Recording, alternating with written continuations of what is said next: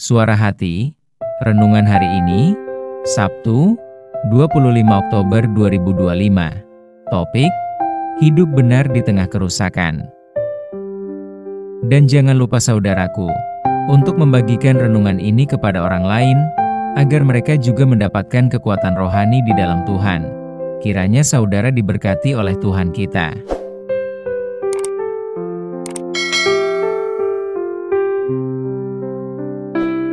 Nas renungan kita hari ini, 1 Raja-Raja 18 ayat 16, 17 dan 18.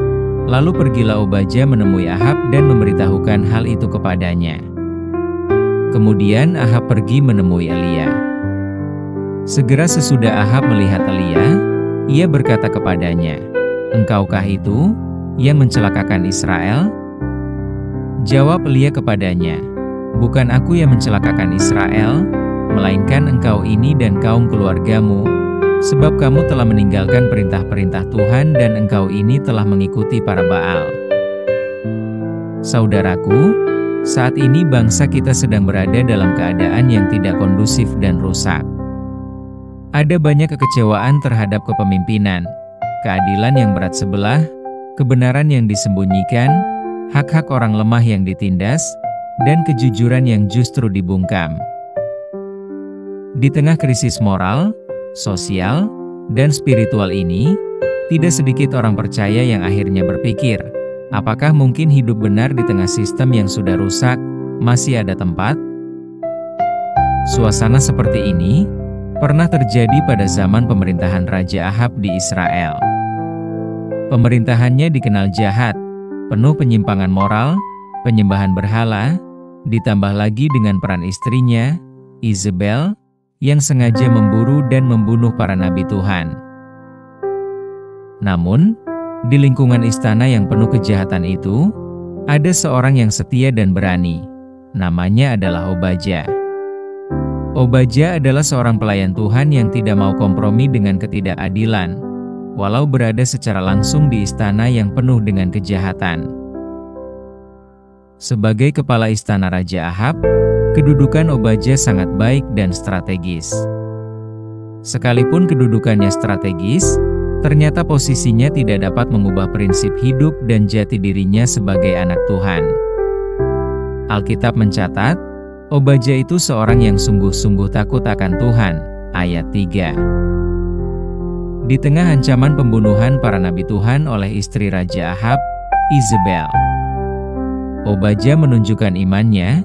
Secara diam-diam ia menyelamatkan 100 nabi Tuhan. Dengan menyembunyikan mereka ke dalam gua dan mengurus makanan dan minuman mereka. Ayat 13. Suatu tindakan yang mempertaruhkan jabatan bahkan nyawanya. Kini, Obadja adalah teladan bagi kita yang hidup di tengah sistem yang rusak ini. Dunia mungkin penuh ketidakadilan dan kegelapan, tetapi terang, kesetiaan, dan jati diri kita sebagai anak Tuhan tidak boleh diredupkan oleh karena keadaan tersebut. Saudaraku, Tuhan tidak hanya mencari Elia yang berseru di Gunung Karmel, tetapi juga mencari seperti Obadja yang setia di istana yang gelap.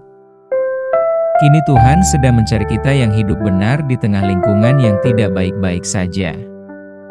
Kita dapat dengan tetap bertahan hidup jujur di lingkungan kerja yang semraut. Dengan posisi atau jabatan yang kita miliki, kita jangan menjadi orang-orang yang mementingkan dan mencari keuntungan diri sendiri. Kita dapat tetap melayani Tuhan, walau tanpa sorotan dan tanpa ada yang memuji kita. Tetapi percayalah kita, bahwa dan Allah melihat tindakan kejujuran dan perilaku baik kita.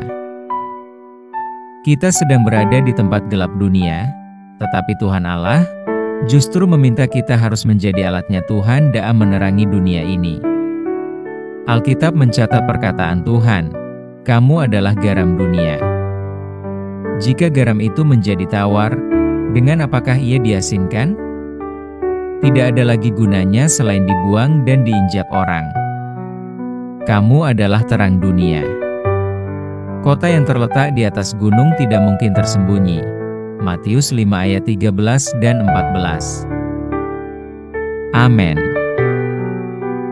Topik doa kita hari ini, yaitu kepada sekelompok orang yang berusaha memperbaiki sistem yang sudah rusak. Salam baik saudaraku, Tuhan Yesus memberkati kita.